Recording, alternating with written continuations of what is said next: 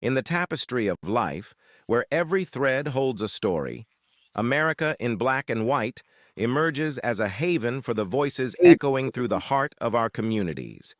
In this podcast, we wade through the rivers of our collective experiences, celebrating the vibrant hues of change brought forth by the whispers of hope and the roars of action. It's more than just a conversation. It's a journey into the heart of our society, illuminated by the light of those daring to dream and do.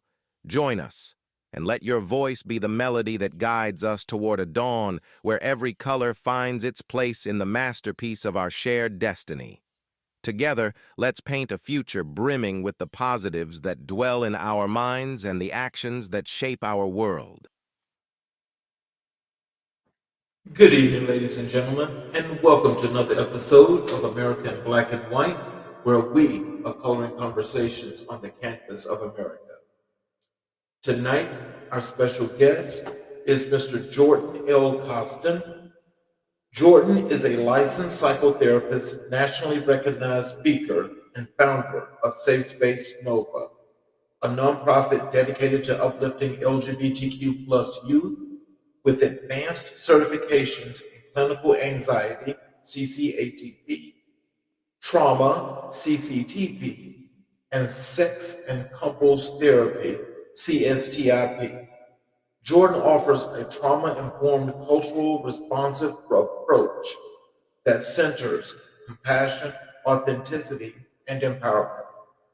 Before entering the mental health field, Jordan built a successful career in IT, yet felt a deeper calling to create safe spaces for those navigating trauma, identity, and systemic barriers.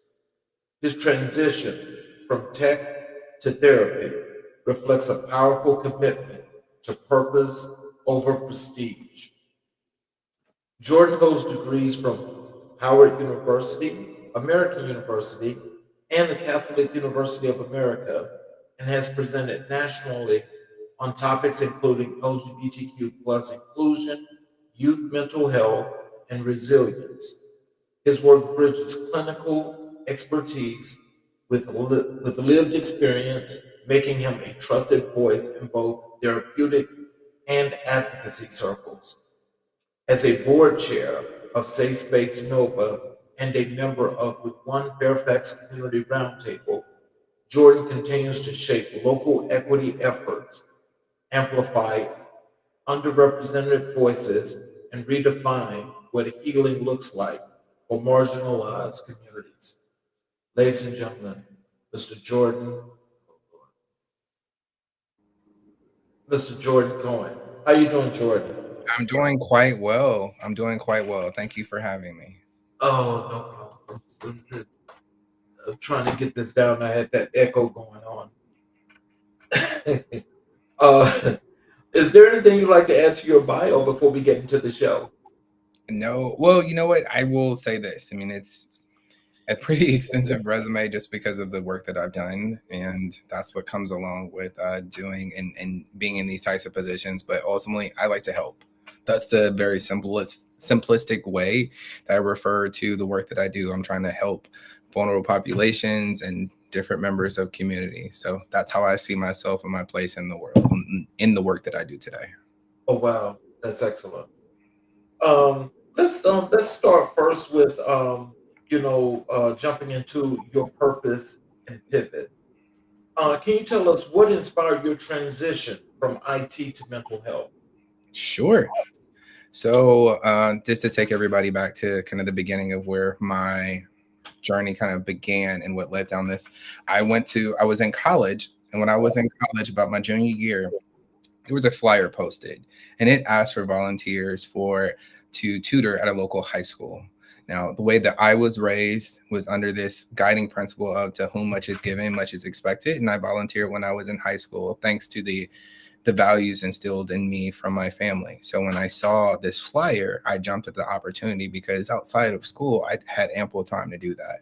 So there I was, maybe within a week or so, starting this tutoring with this student. And I went all the way through the end of the school year into their graduation. Once that completed, I went from there to another organization in the Washington, D.C. area where I continued in a mentoring slash tutoring role. And I did that for a couple of iterations with different organizations. I took a break when I went to grad school, and then coming out on the other side, I said, how can I make a bigger impact? Which led me thinking about my community, the LGBTQ community, and how I know what it was like not to have community as a youth and how vulnerable of a population they were. So I wanted to volunteer my time essentially with an organization where I said, let me help members of my community and people, of course, that look like me. And unfortunately, what I found was in the area in which I live, it did not exist as progressive as that area or geographic location is. So I did what I call the overly ambitious thing, which was say, what does it look like to create a space like this? And that would be creating a nonprofit. And I started just doing research, and I had my tablet. On my tablet, I created a PowerPoint presentation, and that was the beginnings of what this nonprofit would look like in terms of the mission, the values, the programs. And for 2 years, whenever I had some spare time, I would refer to this PowerPoint, make adjustments after reading and getting some advice from others. And eventually I decided I would found the organization, Safe Space Nova, which you spoke about in the intro of my bio. And we are coming up on 10 years, by the way. March 29th, 2026 will be our 10-year anniversary. But that is what spearheaded me towards this social work and therapy work. I did that, and I was still in the IT space by day. And then whenever I was not doing my job, I was the executive director of Safe Space Nova. Have an amazing community of friends. So they stepped in and took on roles to help me with the organization. I kept doing that for some years. And what I realized is that my level of fulfillment and enjoyment when it came to my day job was dwindling. It was important to me, given how much time you spend in a work environment, that I was doing something that gives back. And working in corporate America, you're giving back to the bottom line, but not so much for the betterment of humanity. So I decided to shift my focus, which said, okay, I'm doing this social work type job as executive director of this nonprofit. What would it take for me to formalize this into a career? Did require me to go back to school, which I did. Came out of school in 2021 with my master's in clinical social work, and I've been off to the races ever since. So became a social worker, and shortly thereafter did the work that needed to be done in terms of hours and residency to then become a full-fledged therapist, which led me to where I am today. So when you mentioned the things such as when you were talking about you was coming up and there was no community, you know, well, I mean there was, but there was, it wasn't a space where you fit in. What were some of the things that you were going through during that phase that had you yearning so for community that you felt like you had to create your own space? It's feeling isolated and feeling alone. Like people don't understand what you're experiencing. So I was the subject of bullying and ridicule because I was not considered to be masculine or overtly masculine. To some, that meant that you're either weird, different, or you're just gay. And people would seek you out. They would see you as weaker in a sense and say, I want to go and deal with this person and say things about them or even possibly inflict physical harm because they are viewed as weaker from a societal standpoint and how LGBTQ or gay men are portrayed in society. So that was just detrimental. My mental health, I didn't have this language when I was, of course, a teenager when I was experiencing these things. But now that I do, and of course I sit in this role, I experienced a lot of depression and anxiety as a result. There were times that I would self-isolate. So I would come home, I would go in my room, I would close the door, I would turn off all the lights, and I would just force myself to try to go to sleep or just sit there in the darkness. So something that wasn't prominent in terms of wanting to let my family know, but I was just very much struggling from a mental health standpoint and did for some years until I got to a better, more affirming environment. Oh wow, that is definitely traumatic.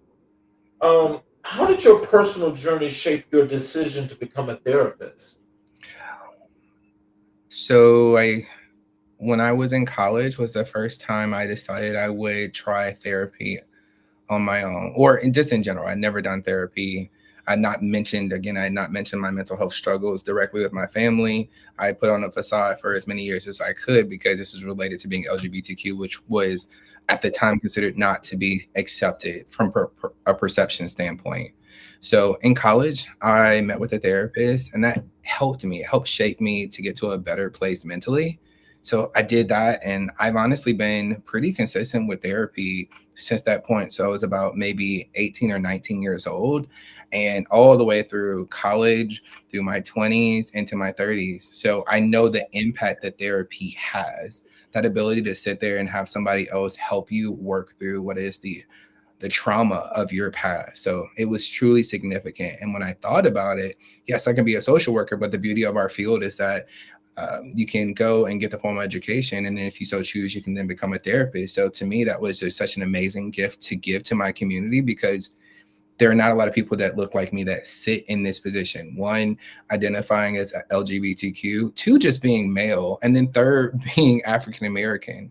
What most people don't know is that males who are just African American, not necessarily counting LGBTQ, but African American males only make up 2% of the therapist population. Oh wow. Oh wow. So then that means that in getting in that field, I mean, one, not only are you a very, very small minority, but it's like you really got to make inroads in order to make the impact and the difference that you're trying to make. Yeah, I did. The beauty of the work that I had done at Safe Space Nova. So I started grad school to become a therapist and social worker in fall 2018. And I had done the work at Safe Space Nova at that point for a few years. So I had essentially a base. I had community partners and people knew me in the community. So when I transitioned and said, I'm leaving IT account management, because everybody knew that was my day job. When I said, I'm going to make this transition and said, I'm going to do social work. Well, the first thing people will say is, this makes sense. We get it. Knowing your personality, the way you like giving to the community, you leaving that job and coming over to this space completely makes sense. We get you. And then once I was done and I transitioned into therapy, it's, we know people that need your help because you are part of our community now. And we have referrals, we have people we want to send your way. So it was actually a pretty smooth transition, just given my background in the nonprofit space. So, what was the moment you knew you had to create Safe Space Nova? The moment I knew is when I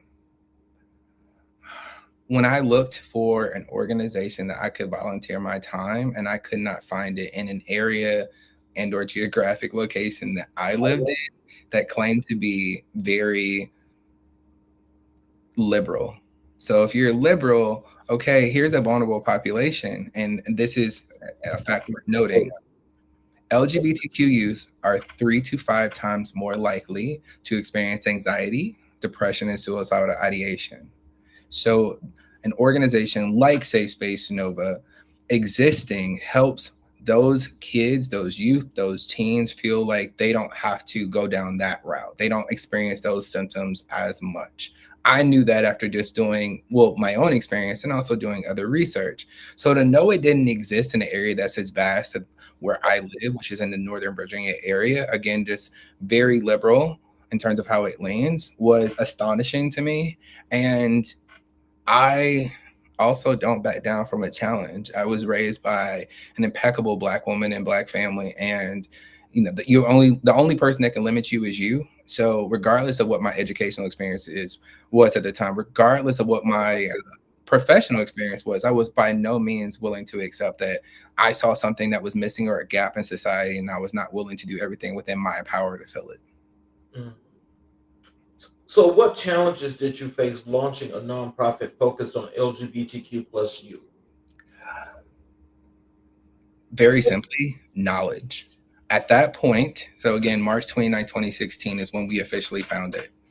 Background, I'd only worked from the time I graduated college, all the way up until that point in IT account management. Very technical, analytical role with customer relations part of it.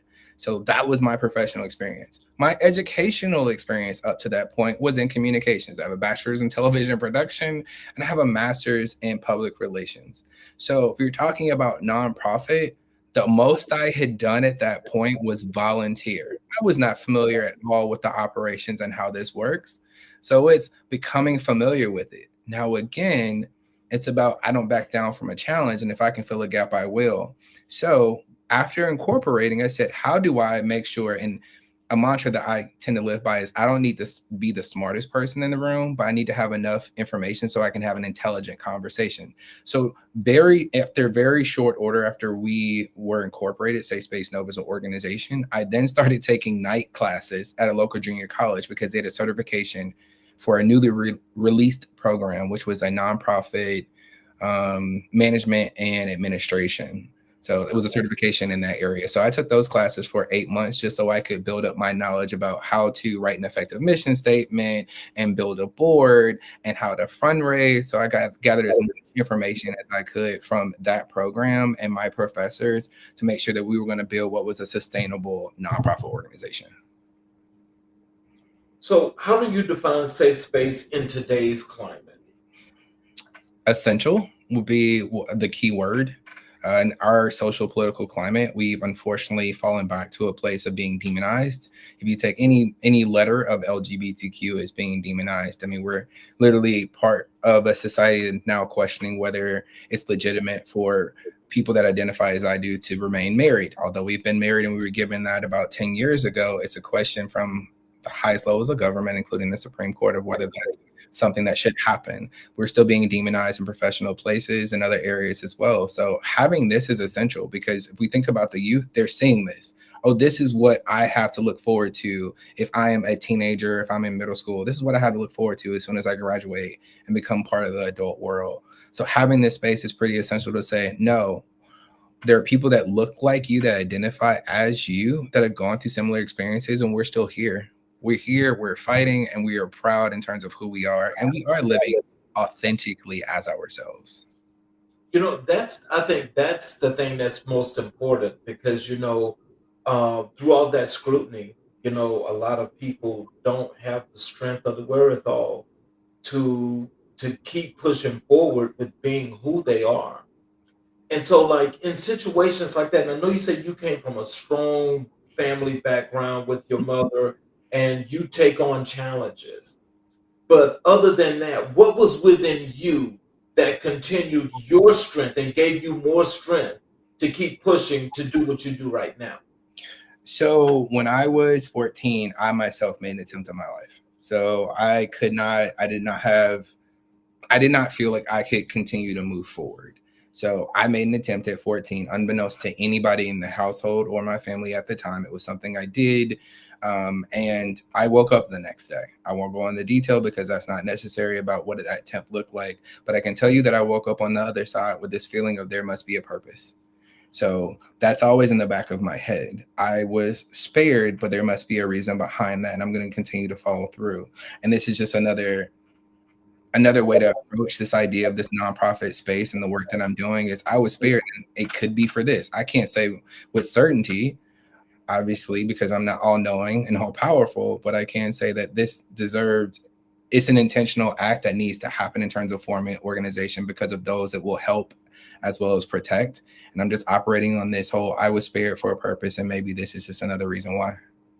Mm.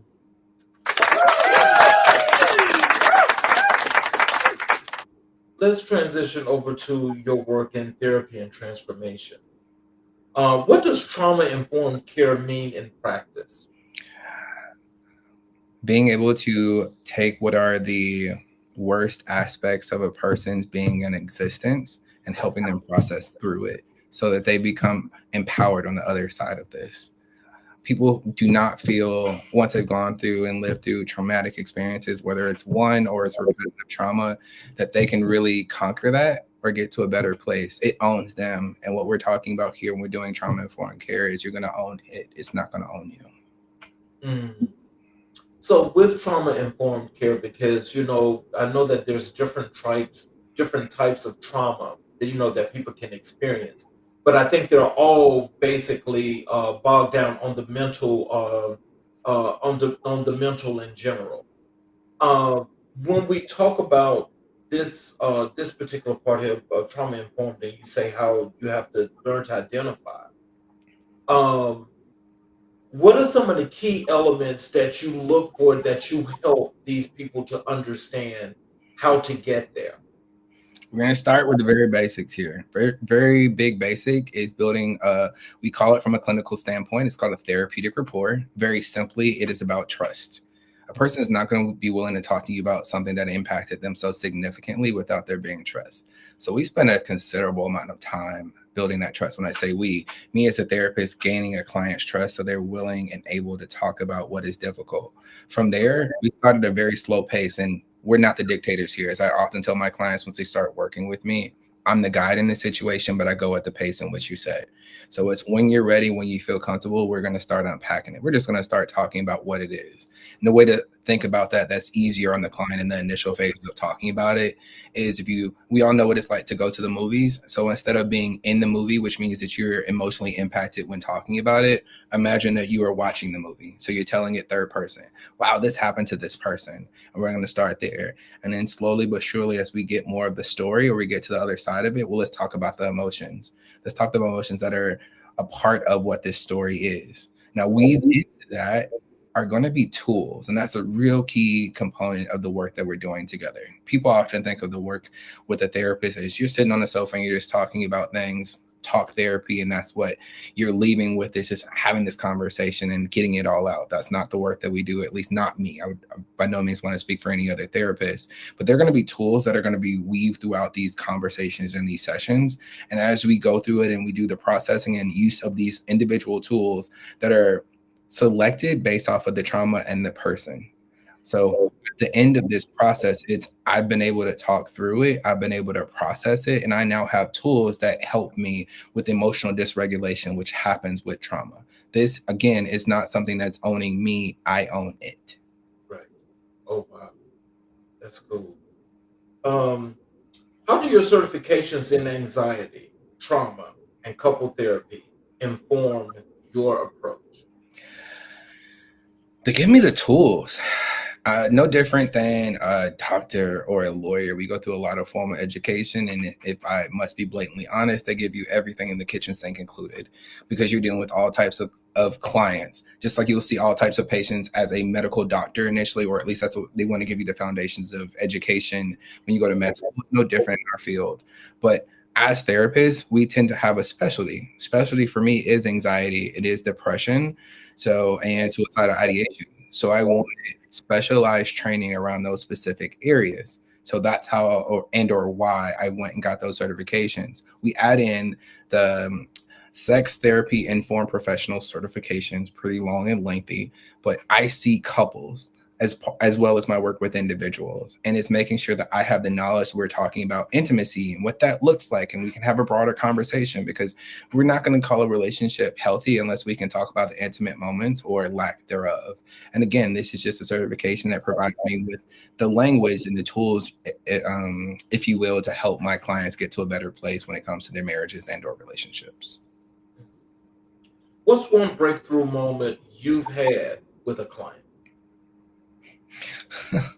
So when I hear a client, and it often makes me chuckle, so forgive me, it's just like, this is what happens when a client says to me, hey, I was doing this thing and I found myself starting to go one direction, which is what we talked about. And forgive me, I'm talking more in broad terms, because my work and with clients HIPAA protected, but I'm used to reacting in this type of way. But Jordan, I heard your voice and what we talked about and the tool that I am to use, and I was able to do something different. So maybe I started and I did, if you think of it like I'm walking with my feet 1 and 2, 1 and 2. I walked 1, 2, realized that I was starting to experience this the same way I had. And it was like, nope, I hear Jordan's voice. I remember the tool that we talked about to help me address this, and I'm actually able to move in an entirely different direction. That's a breakthrough moment right there. A lot of my clients will sit and we will talk. We'll spend a good amount of time talking about how they've gotten to a better place and how this has helped them. So those moments where they actually say, Jordan, I hear your voice in my head, which is the indicator of it, the very least, they're taking in what is being said in terms of the tools, and they're able to recall it when they need it the most. So how do you tailor therapy for the LGBTQ plus youth navigating identity and trauma? We so definitely have some youth who are in the trying to figure out what their identity is. They just know it's part of the LGBTQ community. And the way I often describe it is, if we think from an imagery standpoint, if you go to a mall and you see a shirt and it looks good on the rack or it looks good on the mannequin, but you don't know if it looks good on you. So it's a question of, let me go try it on. Let me go into the dressing room and try on this shirt, this belt, this dress, this blouse, these pair of shoes, pants. Let's try them on. Let's try different ones on and see what fits. That's how we address identity. It's not a this has to fit, it's what feels like it works for you at the very least. And sometimes it's, what? There's nothing on the rack, and that's absolutely okay as well. We have a term for that. It's called queer, or you could just say, I don't have a term. I just know that I'm broadly part of the community in some type of way. So let's try what works for you, and we just navigate it from that lens. Oh, wow. What role does cultural responsiveness play in your sessions? Have to understand a person's background as best you can, because it informs how they think, it informs their belief system, it informs how they show up, it even informs how they respond to trauma, anxiety, depression, again, and suicidal ideation. So a person's culture is part of who they are and their background. And if I'm not aware of what that is, I'm doing a disservice to them as their mental health provider. Now, as I sit here as a self-identifying Black and African-American male, that does not mean I know and am intimately familiar with every single cultural experience. What it does mean is that I will get and gain the information that I need to so I can perform meaningful care for my clients. So I see people from all different types of cultures, and I will do and gain the knowledge I need to make sure that I understand the place in which they're coming from, again, from a contextual and background standpoint. It's really important in the work that we do.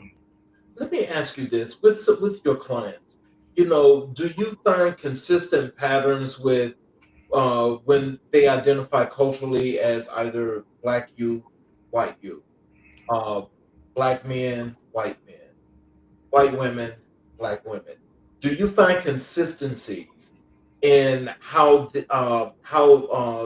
therapy plays out with them? In other words, is it like something that's one and the same that you can easily put your finger on, or is it something that's totally different? And is all relevant to the actual culture? That's a very good question. Thank you, Charles, for asking that. And to clarify, I see individuals as unique in the work that I do. With the example being, you can be a Black man who is 19 years old. There can be two Black men who come in and say they're 19 years old, but one can be from the South, so below the Mason-Dixon line. One can be from California or New York.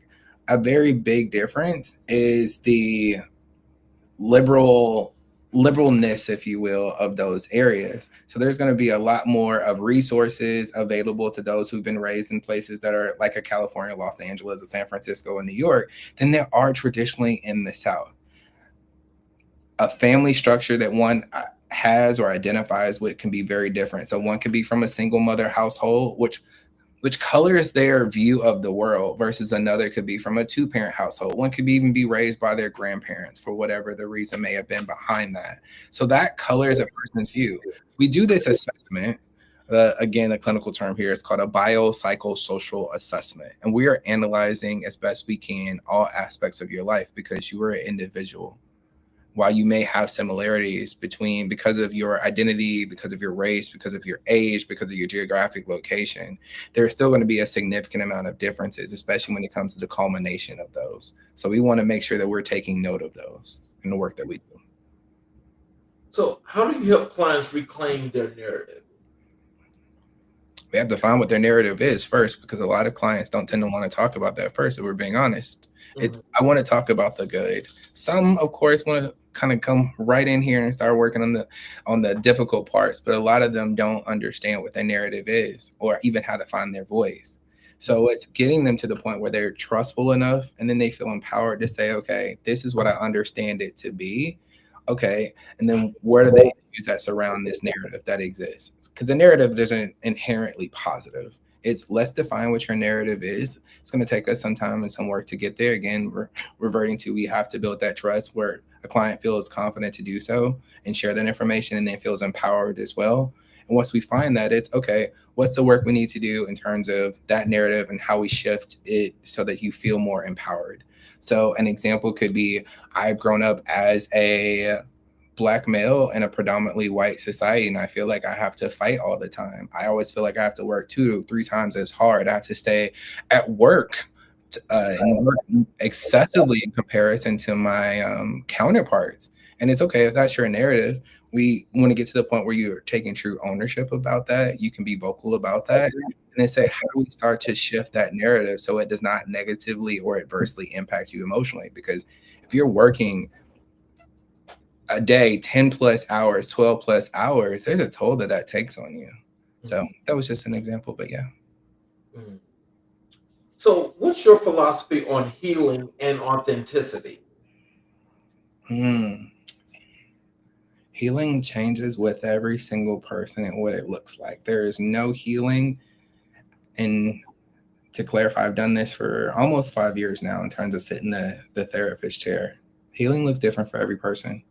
And what I find almost comical, if I'm being really transparent and honest in the moment, is that we as individuals outside of somebody's healing want to dictate what that looks like.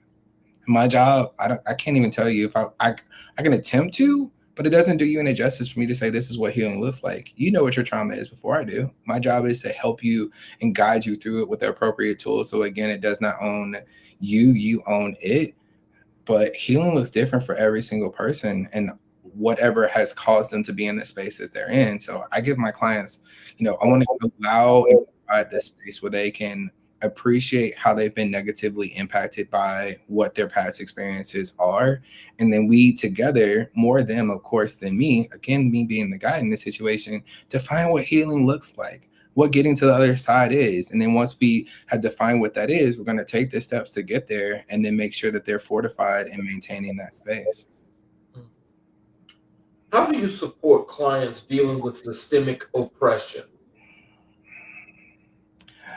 First is identifying with the oppression. Some clients, while it's something that's going on, they don't fully want to talk about it, discuss it. It's something that is essentially outside of them. It's that thing that's over there and they share the same space, but it's not part of what I necessarily have to deal with in a very intimate way. It's, well, let's own it. Again, you'll see that thing come up and hear me talk about it quite often, but this owning that this is the oppression I experience. Okay, what's the cause of it? Let's get behind the reasoning of it existing. Is it things from your past? Is it something that people have said? Or is it something that people are saying now? We got to get to the root of what's causing the oppression and see what ways we can do to work past that so it does not continue to exist and show up in a person's life. We want to, okay. What I was just going to ask you is that would you normally, when you have some of the LGBTQ youth, are they feeling more oppressed? A lot of times when you first start your sessions with them. The youth are themselves not feeling oppressed in terms of what their experiences are, because a lot of the youth that I work with as a therapist, their parents are affirming because their parents are bringing them in for therapy. What you see is for those who are oppressed, they're often in a household, a family dynamic where they don't feel like they are going to be affirmed, respected, accepted on any type of level. So there's some affirmation that is occurring generally with the youth that I'm seeing. It's not to say they're not experiencing some form of mental illness or anxiety or depression, but there's more affirmation generally within the family dynamic and household. It's what they're seeing on a societal level that tends to impact them.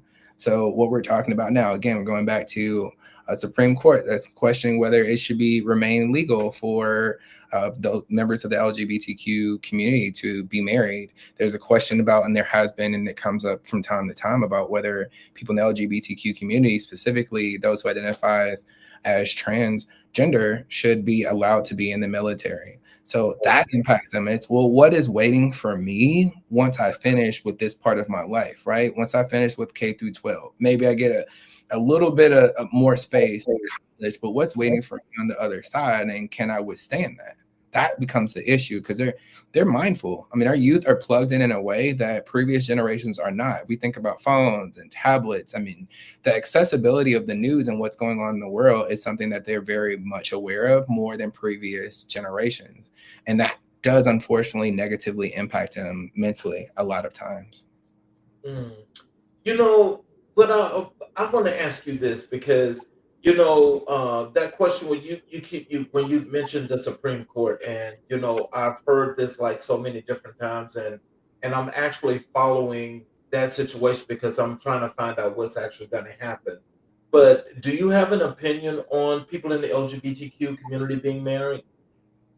I think that we are all human beings, and what we decide we want to do should be up to us ultimately, and it should not be decided in a court of law or by a justice. I think that if I'm a human and my counterpart who identifies as heterosexual is human, that we should be afforded the same rights. So to not have it for a millennia, all the way up until 2015, have it for a decade, and then to say I want to strip it away.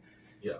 And excuse my French, but it becomes damning for those of us in the community because you're saying that you're not good enough. It is a constant reminder that you are othered or you are a second-class citizen. You are not to be treated as everybody else. We'll use this term that I, from a professional standpoint, don't like to use, but you're not considered normal. There's something wrong with you, or you're not afforded the same types of rights as those who identify, again, as heterosexual, which is problematic to say the least. So that in itself, that right there is what causes stress and anxiety. Absolutely. Something I will share just as anecdotally in response to this, because clients often find themselves in a place of either anxiety and or depression as it relates to this type of news, is about the resilience that exists within our community. The manual that informs us of the current standards on mental illness and diagnosis is called the DSM for short. It's the Diagnostic Statistical Manual. And a fact that most people do not know is that up until about 1973, to identify as part of the LGBTQ community meant that you were being identified as having a mental illness. It was listed in the DSM. So essentially, society has always tried to find a way to say there is something wrong with you or you're other. Up until 1973, myself and anybody else that identified like me had a mental health illness, and that was not the case. It took all the way, and we're talking the past 50-ish years thereabout, where society made a change. There was also this period, it's called the Lavender Scare. It was either the 1940s or 1950s, one of those two decades, where there was a mass, not exodus, a mass firing of anybody that was perceived to be LGBTQ in the federal government. So the reason I'm sharing these is these are all these times that society tried to tell us that we are second-class citizens, you're not worthy of a certain role, you're not worthy of certain rights in terms of marrying as others. And this speaks to our resiliency because guess what? We're still here. Society tried to tell us there's something wrong with us, but through all of these ways and means that they tried to say that we are not allowed to or we're still here. We're still finding some way to thrive.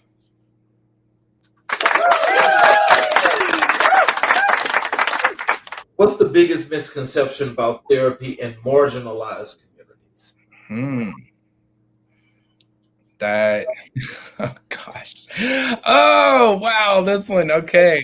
So it's a load of crap. It's not helpful. You should go and talk to your religious leaders. I mean, the list will go on and on and on. This is what is said in a lot of minority communities. You don't talk about your business out in the streets. A therapist, although we are ethically bound to make sure that what is said in the sessions stays with us. So it's all these different things that are said that are just not true. Like there is nothing that's said in this room with two exceptions. So the only time I can ever say anything, share anything outside of what's said in the session is if I feel you're going to harm yourself or somebody else. I have to let the appropriate authorities know. There is no, I can say anything related to what is shared with me in the session. In terms of the assistance that we provide, you can just look at the data. People in terms of mental illness experiencing not just anxiety, depression, suicidal ideations. We're talking about substance use. I mean, we're talking about everything that's listed as a mental illness. It is helped and it is getting better generally with therapy. So yes, while there are religious leaders who do have backgrounds in counseling, that is not generally, they don't have the educational background or the tools. Evidence-based tools is what we use in these spaces.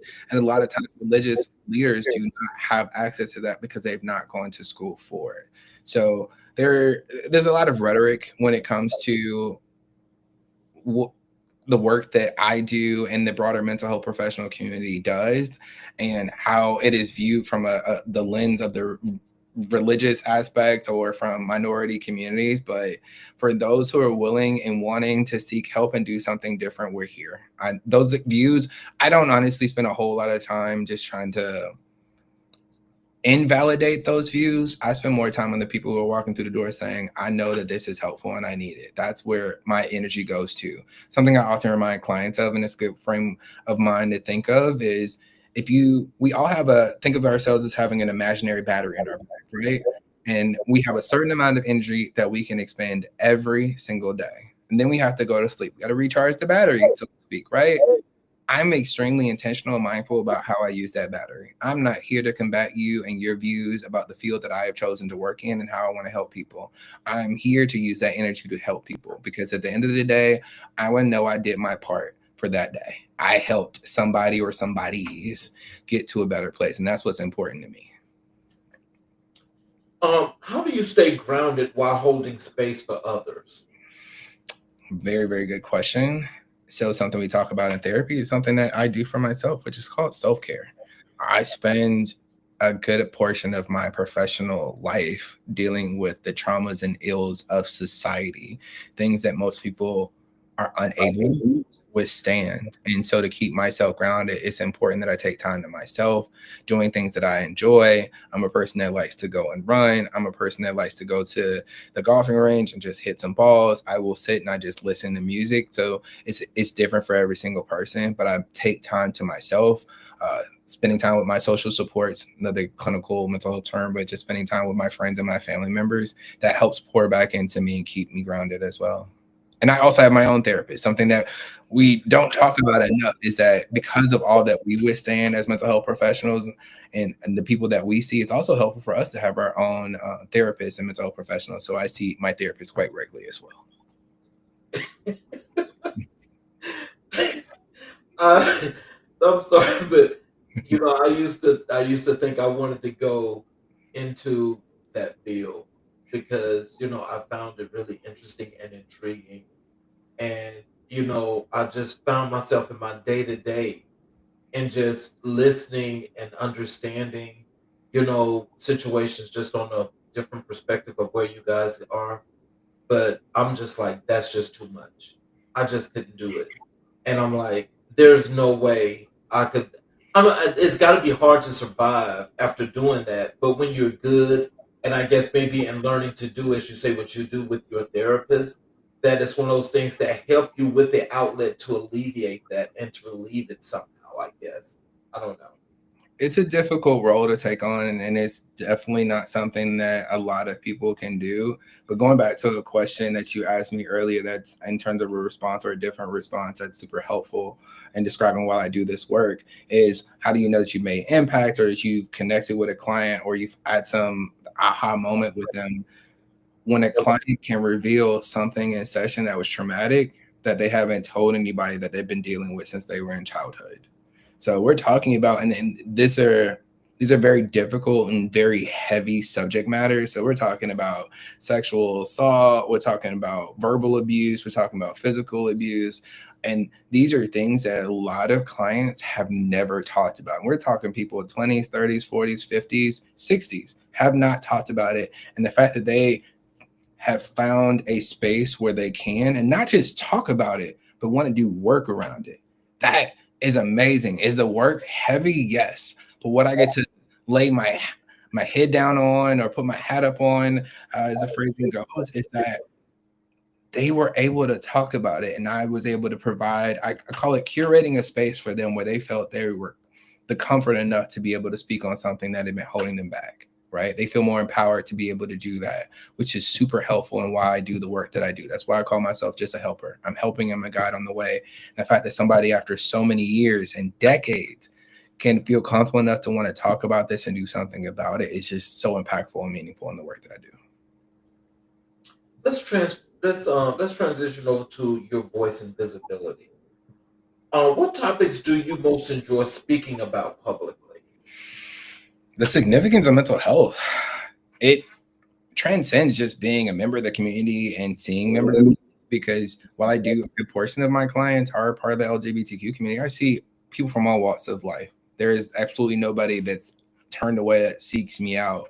And that's just super, super important. So talking about the significance of mental health and the tools that I developed, unfortunately, a lot of the tools that I was taught via my educational experience are a bit antiquated. They're from a different time period, and they don't take into consideration what it is for people with varying backgrounds, including just different ethnic backgrounds, so to speak. So I have different tools that I, as a therapist and as being in this business for 4.5 years, and I don't know, work with probably well over 150 clients, somewhere around there. I've developed these specific tools that are helpful, and I don't hoard. I get information, and I come up with these different tools to share them to help people. Again, we go back to this word of help.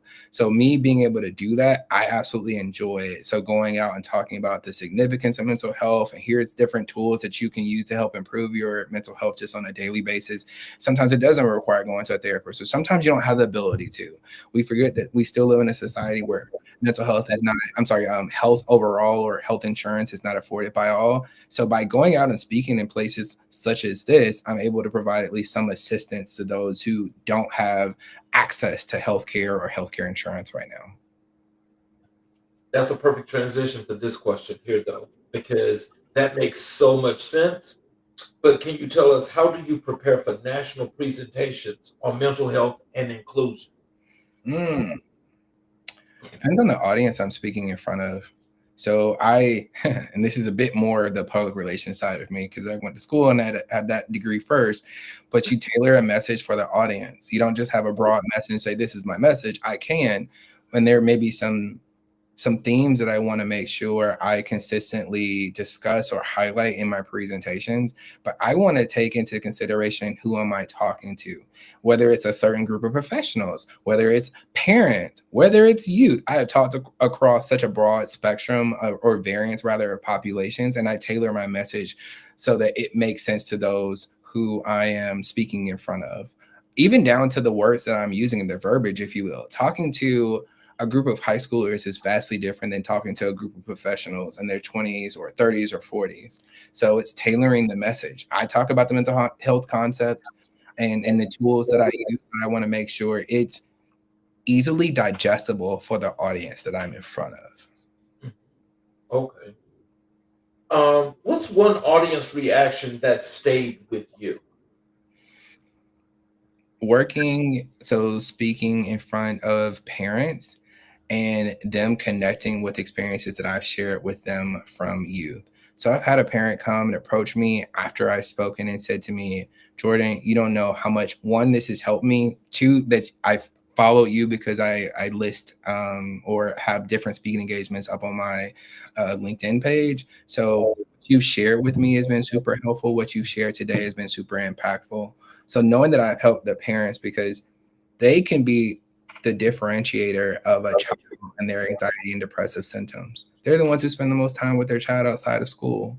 So for me to be able to speak to parents and to share these tools and to say, like, this is helpful and be approached in that manner, I mean, it there's no other way to say it. It just warms my heart, and it further affirms that, going back to what I said earlier in our session, that I was here or I was spared for a purpose. So it just goes back to that. And maybe this is it. I can never know for certainty that this is necessarily it in the moment, but it just lends itself to that. Like, maybe this is it. Maybe this is the defining moment that says this is why you were spared.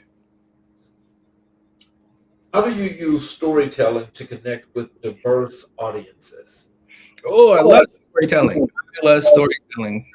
I go so far as to, well, in sessions and sometimes even in front of audience, I will revert to, let's go with imagery, because people are very visual. So talking through a scenario and using images is what helps them connect. Who wants to, I mean, we think about K through 12, or for some of us who've gone to college as well, we know what it's like to sit in a classroom and somebody just sucks all the air out of it because they're just sitting there and they're just yapping away. And if I am being completely honest, that is not what I want to do in front of anybody. I didn't even envision that this would be something I would be doing in my life. So for me to do it, I want to do it in a way that makes sense and makes the biggest impact. And that is creating, like, doing the storytelling and doing it with the images and involving the audience as well. Whoever I'm speaking with, I want you to be part of this. I'm gonna call on people at different points and just ask them questions or say, what do you feel about this? Or have you experienced this? So integrating people into the storytelling and the speaking, having images, all of that helps the audience, whoever that may be, connect with whatever it is that we're discussing. So, what advice would you give to aspiring public speakers in advocacy work? Know your audience. That's always going to be number one. Know your audience and tailor your message. And remember your why. You're doing this for a reason. So I do this to help further connect with individuals as is related to mental health, as previously stated. So that's my why. I can find it difficult at times to publicly speak because it wasn't something I saw myself doing. I'm a therapist and I deal with anxiety as well. So speaking in front of groups sometimes does trigger my anxiety, but remembering my why and the impact I'm going to make, that is super, super helpful. So tailoring your message, knowing who your audience is, and remembering your why is just super helpful in the work that you're doing. Do we fumble? Do we stumble as public speakers? Absolutely. Do I do it? Absolutely. But it's not about the stumbling, it's how you recover. That's also something else that's just really important in this work. How do you balance vulnerability and professionalism on stage? Mm.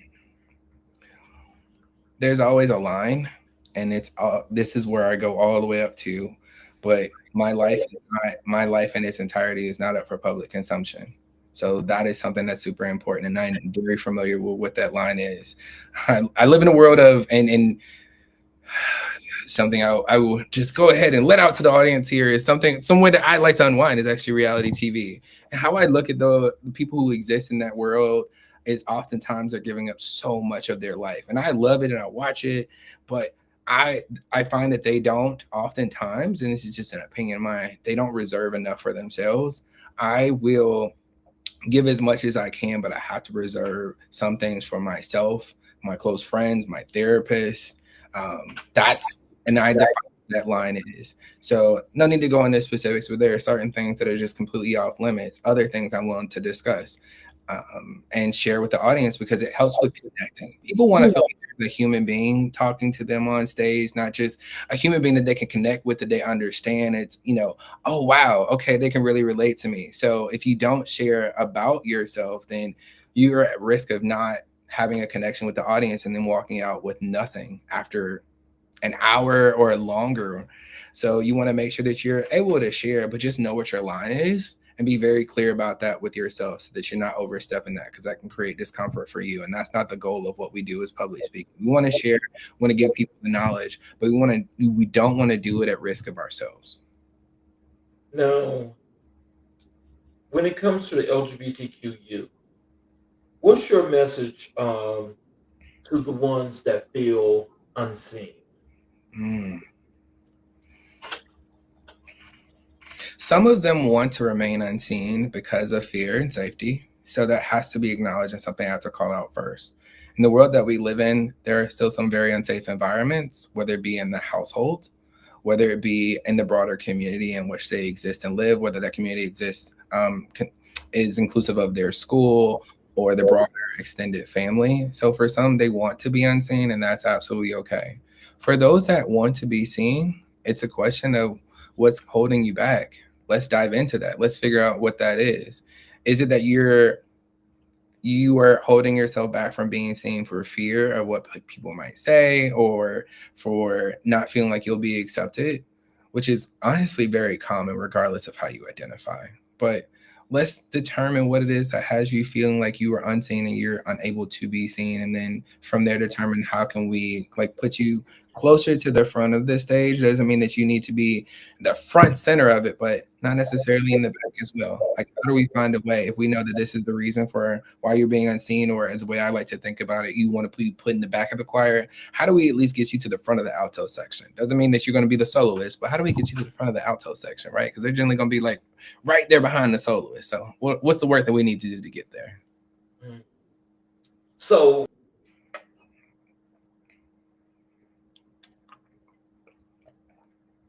that are watching the show right now and they're just familiarizing themselves with you, what is a message from you to those youth that are part of the LGBTQ plus community that need some therapy, or they need some healing of some sort, something that's going to be thought provocative for them?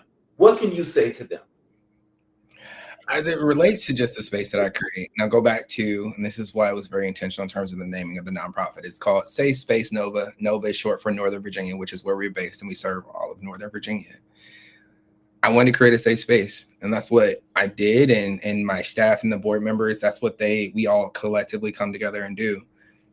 Becoming a therapist is an extension of that.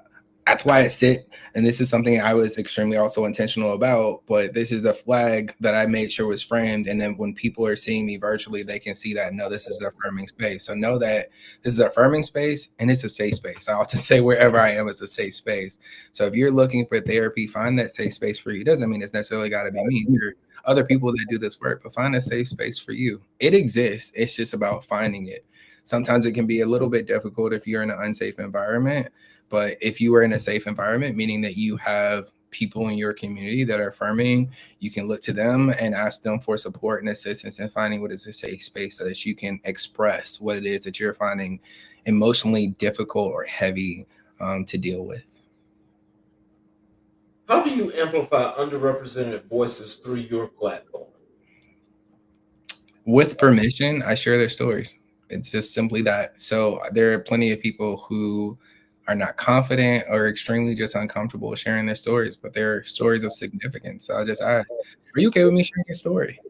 It doesn't mean it's going to come, like, there's not going to be names involved, but if I can share just a little bit more in terms of details about just the scenario itself, not the individual, but the scenario, that's one way I do that as an advocate. Is I haven't lived every experience. I've only lived Jordan Costen's experience as, a therapist who started the nonprofit and did the IT. I wouldn't know about your experience, and I can amplify that by bringing that to others if you're not comfortable doing so.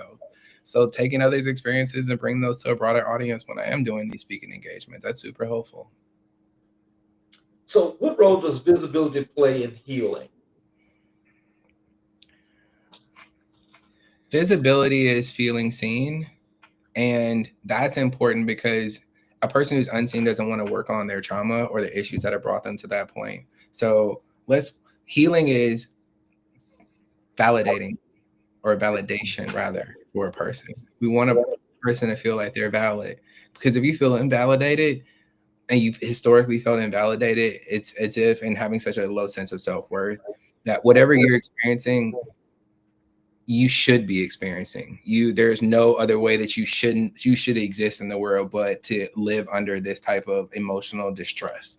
And this space that's curated for you, as in the space in which I work as a therapist, is to say, no, here in this space, you are visible, you are valid, and your trauma and your experiences, your harmful experiences, it doesn't have to even be traumatic, but the harmful experiences you have, they carry weight.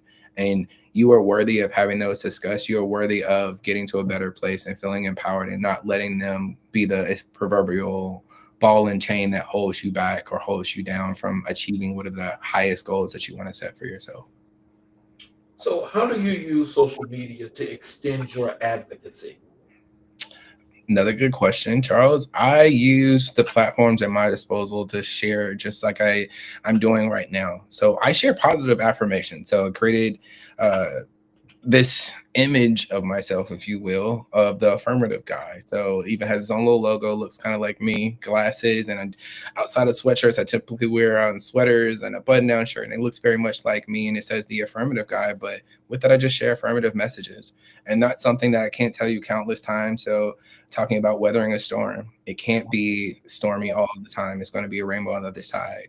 remind yourself of that as best you can. Something as simple as an antidote is something I just share, or I just ask people like, you know what, how is your day going today? I hope it's a little bit lighter if it was heavier recently.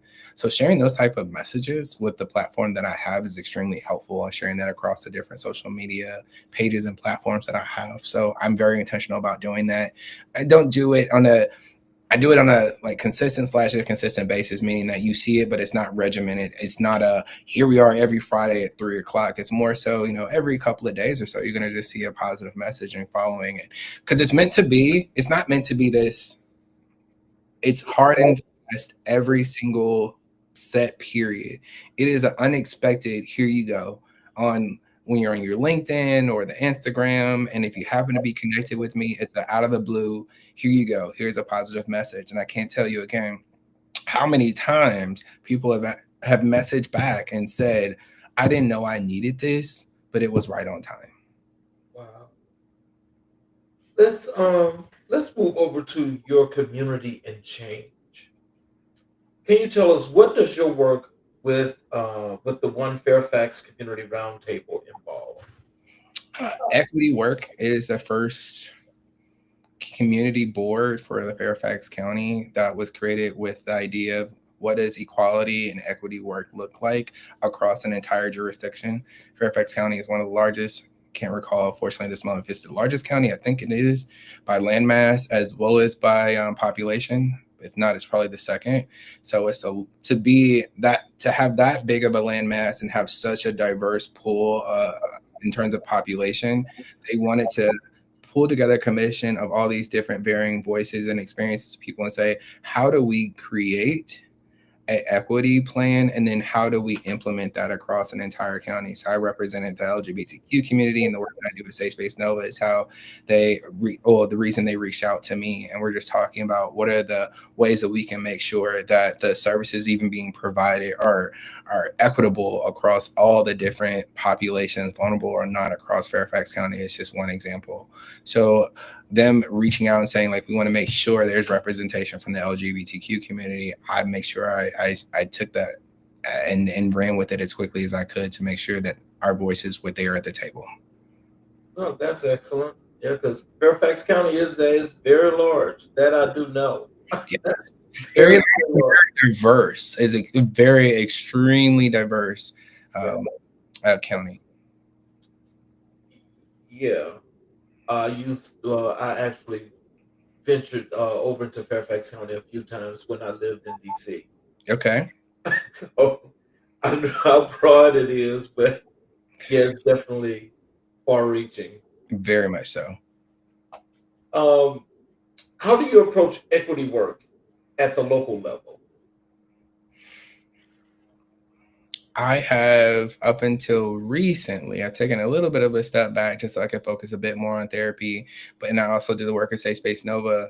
But I sat on commissions. The most notable one that just comes to mind is the Human Rights Commission. So we act as the front-facing group agency, I guess it's the best way to describe it. Maybe it's like we were part of the agency that says, okay, there's an egregious act that would be considered to be a violation of what are equality policies that are set forth by a specific jurisdiction. So I was on that board, again, as a member of the community, to say, okay, this is something egregious we need to address, or maybe we not only need to address what is a specific incident, but we also need to maybe look at changes in policy and other places as well. So more broadly speaking, on a local level, making sure that I'm meeting with my community partners and we're having open conversations about what equity looks like in an ever-changing world. So that's really important, not just from my perspective and not just from my community's perspective, but others as well. I always want to come to the table and make sure that everybody's being heard and we're on the same page. And if we're not, let's make sure we are about what are the equitable policies that need to be put in place. And again, in the ever-changing world that we exist in. What's one policy change you're proud to have influenced? This is a very, very, I'm not going to call it simple. It's actually a very big deal, which was in the city of Alexandria. Safe Space Nova, the board of directors, and others contributed to us getting the rainbow colors painted on the street. So the significance of that in the city was just quite wonderful because there's been opposition about that in so many different cities across the United States of America.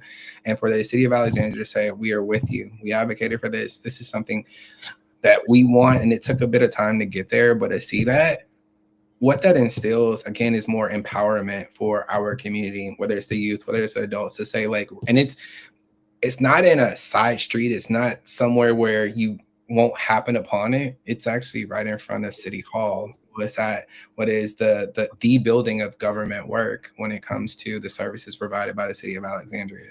So to see that and to say myself, and not just myself, of course, countless others, people on our board and our operations team contributed to making sure that we're visible. That's what that essentially says, that our community is visible and acknowledged by this city by having the rainbow sidewalk color. So it's quite lovely and beautiful, and I'm so proud to have been a part of that. I am shocked to hear that. I am shocked, but I'm also proud of you and your group though, because that advocacy really means that much. Because when the community has got some people, I've got a group that's there for them like that, to actually go out and get something like this accomplished. It may look small to some, but that's a large thing, It is. because every time you go down that street, you're gonna see that. You're gonna see that, and that's pride. It goes back to being seen. We are seen, we are here, we are acknowledged by our community, by the local community, by the government officials. So that's saying that they acknowledge us, they are here with us. Essentially, it's another way of saying we stand beside you. Yes. How do you build trust with communities historically excluded from mental health care? As best I can, finding out what has built the distrust and then try to dispel it. So there's some type of reason, some logical, some illogical, but or irrational or rational. But let's find out what the reasons are, and then let's try to dispel those, because oftentimes they can be dispelled if you are a believer of science, if you're a believer of data that exists, and I can show that to you. I can bring you personal experiences, of course, with the permission of former or current clients. I can bring you the experiences. So I have a plethora of resources that I can rely upon if a person is willing and open to hear them. So, what partnerships have helped expand Safe Space Nova's impact? Oh gosh. So in the almost 10 years that our organization has existed, we've partnered with, off the top of my head, without having members of the team here, over conservatively maybe 40 to 50 organizations. So different other nonprofits, other agencies, other jurisdictions in Northern Virginia. So we've partnered with all the counties, so Prince William County, Loudoun County, Fairfax County, City of Alexandria, Arlington. We partner with them in some way. So we have a tremendous amount of support through our partnerships, and that increases our visibility, for one, right? So if we partner with other people, they're bringing attention to the work that we're doing, and we're doing the same with them. It's very reciprocal work, so that just makes sure that there are more eyeballs and more knowledge sharing about the work that we as organizations are doing, and that helps us with just making sure that more people know what we're offering for the youth. How do you measure success in community engagement? Success is impact. So seeing where a community is in terms of maybe they're not receiving, and this is more the social work side of me, but let's assess the community and where it's at and find out the metrics that we want to use to determine if we are having successes.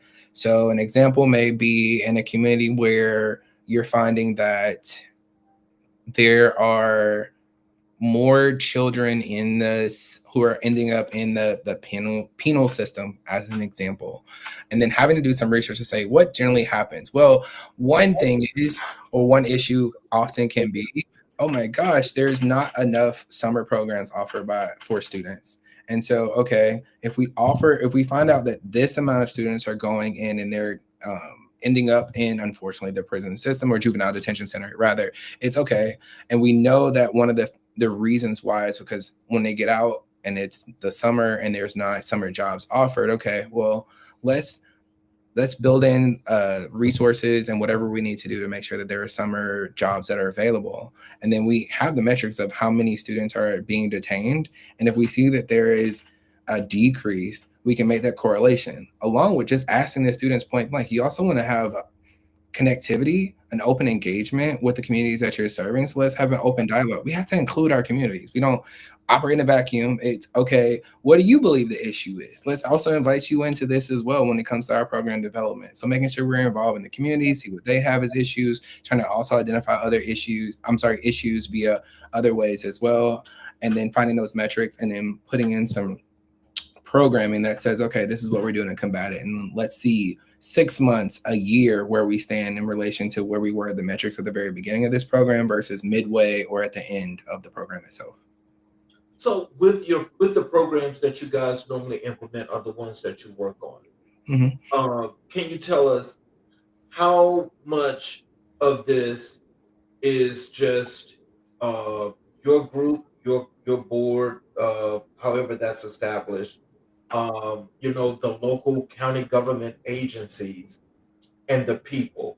How does that work to get the right people in the room? What does that look like? What does that make up? The simplest word I can use is just communication.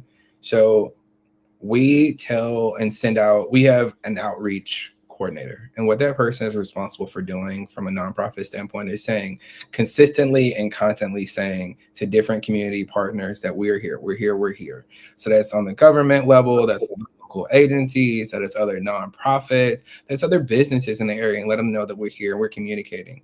And with that comes this, okay, now that we know that they know that we exist and these are the programs, that they then disseminate that information to whoever they have a reach, the communities that they have a reach into, because we can't reach everybody on our own. We are an organization, as I often describe it, we're a hair above grassroots. So we have a small team. We're very mighty. We're lean, but we're mighty. And so we depend on our partners to let others know that we exist and get people in the room. And here's our information. We also find we let everybody know that there is a number or a plethora of ways they can get in contact with us, whether they're calling us, whether they're going to email us, whether they want to come through our different social media platforms, because we have a number of them available. So finding a way to communicate with us so we can get the right people to our programs. Our programs specifically are geared towards, so we serve 14 to 18-year-olds, LGBTQ youth, and we have, so just to give a quick rundown of the programs, we have inclusive sex education. So we talk about everything from what is a healthy relationship to contraception, and we want to make sure that teens and youth are prepared to have healthy, physical, intimate relationships with others. So we have that. And then we have our social activities or social support groups. They're interchangeable in terms of the terminology that we tend to use, but we invite the youth to spaces where we say, this is where you get to come and be your authentic selves. So we have supervision for the youth, but we'll run out of space and just come and have fun. We've done miniature monster golf, we've done top golf, we've done laser tag, we've done a plethora, we did a Marvel movie night. I mean, the list kind of goes on from there, but we just do different events where we say, just come and be your authentic selves. Our biggest event that we host, and we've done this for a number of years now, is an LGBTQ prom. We do that every single year during Pride Month. We run out of space. We have a DJ. We have a drag performer, a drag queen performer, a drag king performer. We have the food. We have a quiet room for our students that are neurodivergent. We also invite in our community partners so they can let the youth know what other programs that they have that the youth might find useful for them. So that's our biggest event. It takes the biggest chunk of our resources, but we are so elated and happy to see the youth doing it. And it tends to bring in a big audience. We historically have anywhere between 150 up to maybe 300 people that come and attend. So what's your vision for mental health equity in the next decade? That people have more access. That's part of the issue that we are constantly contending with. More people have access now than they did even 10 years ago, but everybody doesn't have access. So the more people that have access to quality healthcare includes more people who have access to quality mental health. So I want to see more people having access. There are still a number of people who've reached out to me and they want to be in treatment, and that's the terminology we use when they're coming to see us as therapists and in sessions, but they just don't have the insurance or the resources to be able to take that on. So knowing that people have more means they have people have more time and get the treatment that they need. How do you mentor emerging leaders in advocacy and therapy? Advocacy is important if you know what it is that you want to speak on, what you're passionate about. So just knowing that you want to be the advocate is super, super helpful, but not knowing what you want to be an advocate about or on behalf of doesn't help you as much. And we have a lot of vocal youth. When I tell you a lot, I've always known that I wanted to help the LGBTQ community as a whole, but I did not know I would be an advocate. So it worked in reverse. It's okay, you might as well be an advocate because you're doing this type of work. But I have a lot of youth that we work with who are part of our program is like, I want to advocate. Well, what specifically you want to advocate about?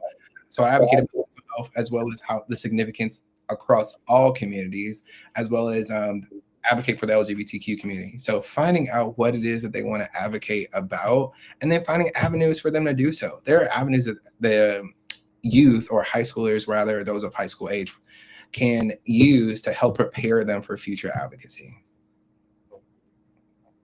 What does community healing look like to you? Appreciating the experience of the most vulnerable.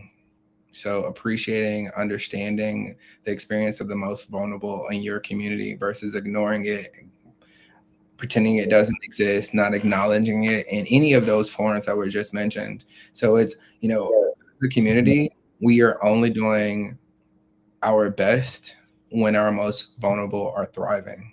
That's a way to always think about it. Because if I go to a community and say, okay, well, show me or tell me about your most vulnerable, and they either don't know or they do know, but they've been in the same place for a period of time, then that's not really, they haven't seen as much improvement as you should. And you're not thriving as a community because look at your most vulnerable population. So as a community, tell me about your most vulnerable population and what you're doing to help them and get to a better place. So how are they doing? How are they doing in the county when it comes to the LGBTQ community in general? How are they doing? The local officials are doing excellent. We're in contact with all of our local officials. So we service, again, the 5 jurisdictions, 4 counties in 1 city, but 5 jurisdictions in totality across Northern Virginia. And we're in contact with our city officials all the time. The roles kind of differentiate, so it takes me a moment to remember. So it's city council for the city of Alexandria. It's board of directors for the surrounding counties. So, and we're in contact with all of them. They're always wanting to know about the work that we're doing and how they can further promote the work. I love that we have this. I love that we have people at the highest echelon of our government in these local areas that see the significance of the work that we're doing at Safe Space Nova and want to further promote it and make sure that we have the resources we need to continue to thrive and provide our programming. Oh, wow. That is excellent. How do you stay connected to the people you serve? I'm never too far from them. I always want to be in arm's reach. So I'm never in a role or position where I am inaccessible. Any youth that wants to get in contact with me, any person as it relates to the work that we're doing, my email, my phone number, you need it, give me a call, let's talk. So I always want to be accessible, and I am. And I talk to our community members, I talk to our youth. There is no aspect of the work that I'm doing and the people in which I'm intentionally attempting to change or affect that I'm not in some form of communication with on a fairly regular basis. So when we also chatted, I discussed with you that we do Black History 365. And I asked you who was the most influential person in your life and career, and you mentioned Bayard Rustin. Can you tell us why is Bayard Rustin the most influential figure in your life and career? A gay Black man can do it is the short and the sweet of it.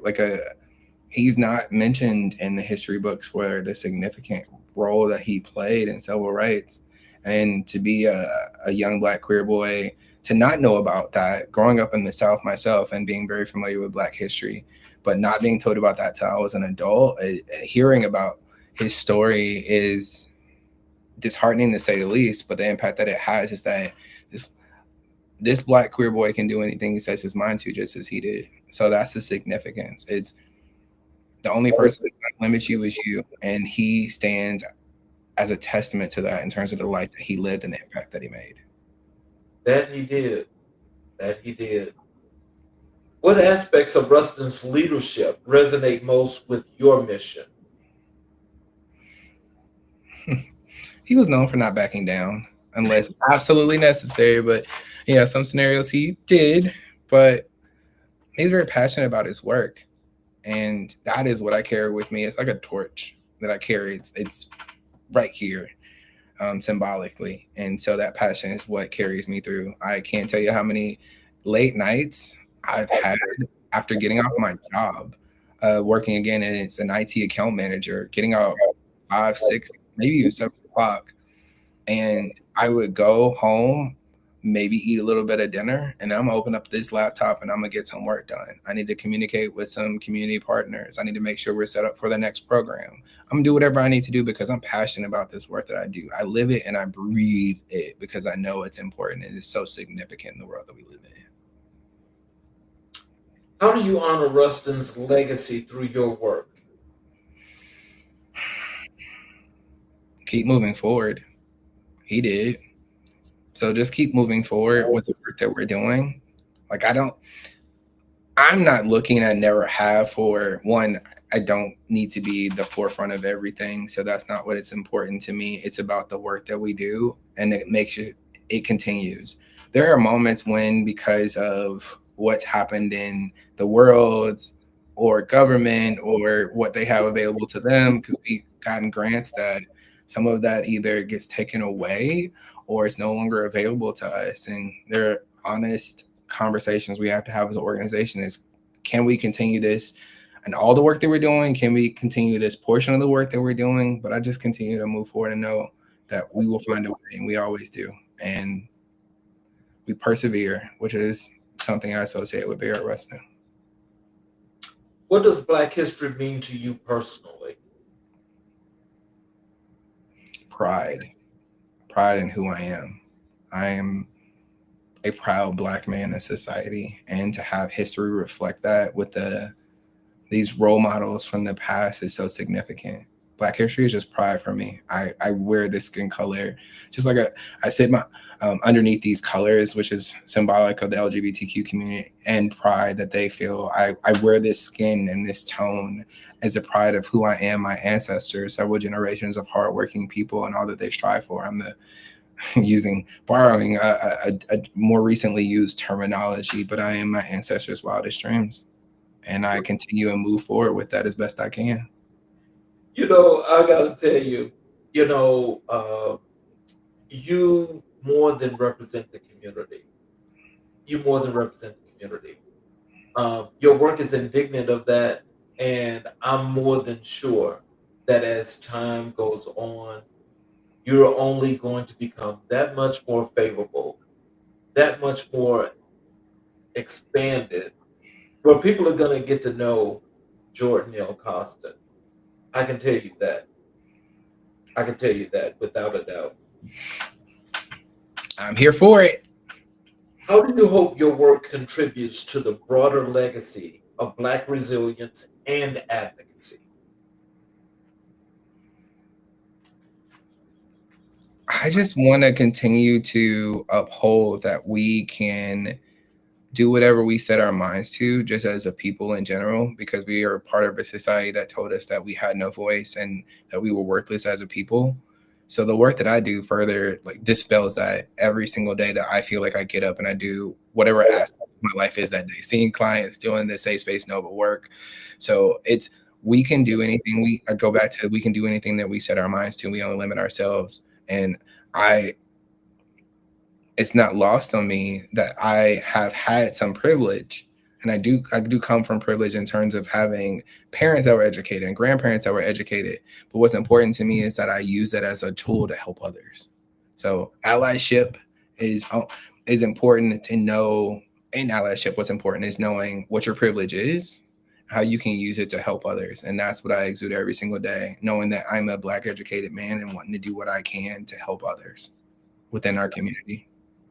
So, in closing, uh, if you have some words of wisdom and encouragement for our audience, also give them another small synopsis of who Jordan is, how they can connect with you on your social and your website, if you'd like to give that information. Sure.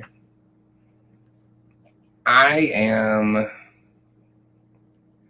so just talking about who I am, which is not something I will say that honestly I don't do too often, but I am love, I am support, I am light. Those are three words that best describe who I am and how I move in the world. And I hope, and I cannot say the word enough, that people can see that light and they come towards it. And even if it's not just my light, that you find the light that is going to best help you as a therapist, as an advocate, as nonprofit person, guy. I just want to be the light for people. And even if I'm not the right light for you, to help you find light in this world. So know that it does exist. Sometimes it takes a little bit of work to find that light that's going to help you get out of the darkness. But if you look hard enough, you're going to find it. Sometimes it's right there and it's easy to find. Sometimes it takes a little bit more work. So just believe in that. I am a testament to, if you want something, go after it.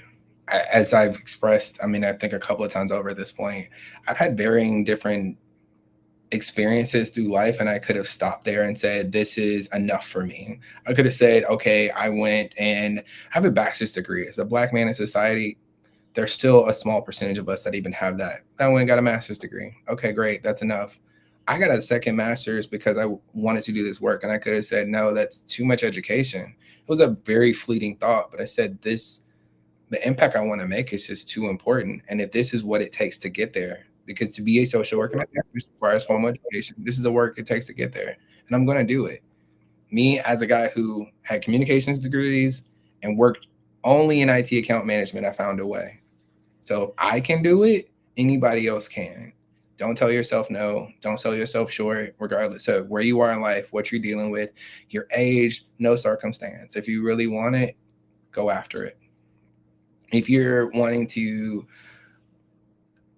get some therapy or seek assistance, so there's a couple of different ways that you get in contact with me. One is you can just, if you see my name, if you actually put in a search engine, you'll find these pages, but on LinkedIn is a good way to connect with me there. And another is if you're looking for therapy, and it doesn't just have to be with me. I do know other therapists in the area who do the same work that I do. So you can look me up, and there's Psychology Today. So www.psychologytoday.com. Jordan Costen is another way to get in contact with me and to see what I offer as a therapist. It gives you more insight and clarity into the space that I curate and the work that I do in the communities in which I work. So there's that as well. And then you can just search Affirmative Guy on Instagram. That's another way to find me as well. So those are the significant ways that you can get in contact with me. Before I go and finish out, there's a comment here in the chat here from Dr. Whitty. Let me show it on the screen. Says great interview, guys. Jordan, you're one of the best. It's right there on the screen, right there. Thank you, Dr. Whitty. At any rate, um, I want to thank you, Jordan, for doing this interview with us. And we definitely got to have you back because the representation is more than just important, but it's also about the community. And your mission is one that is also the same similar mission to what we have here at American Black and White, and it's about community building. And when we have guests that are all the way rolled in, hey, which I think everybody has been, I want to thank you because, there's a lot that goes into that, which a lot of people don't know that don't do the work.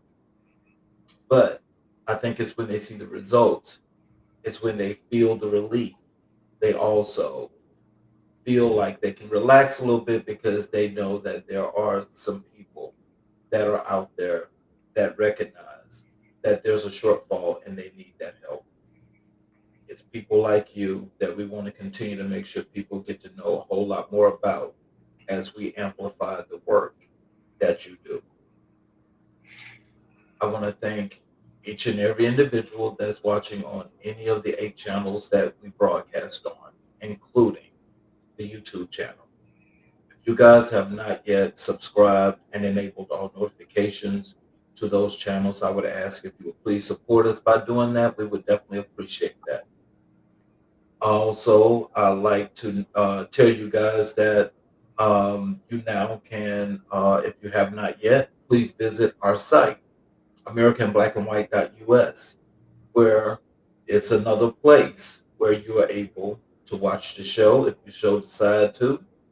Also, you can check out our blog. You'll be able to check out all of you can check out our resource page, especially if you are a business that's looking to advertise, because you can advertise on that page.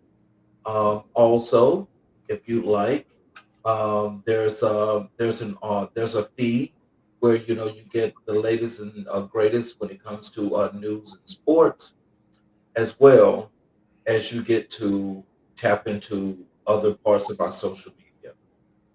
I want to thank you all for being here tonight.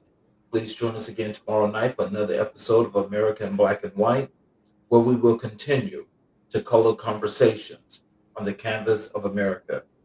Thank you, Jordan. I appreciate you so much. And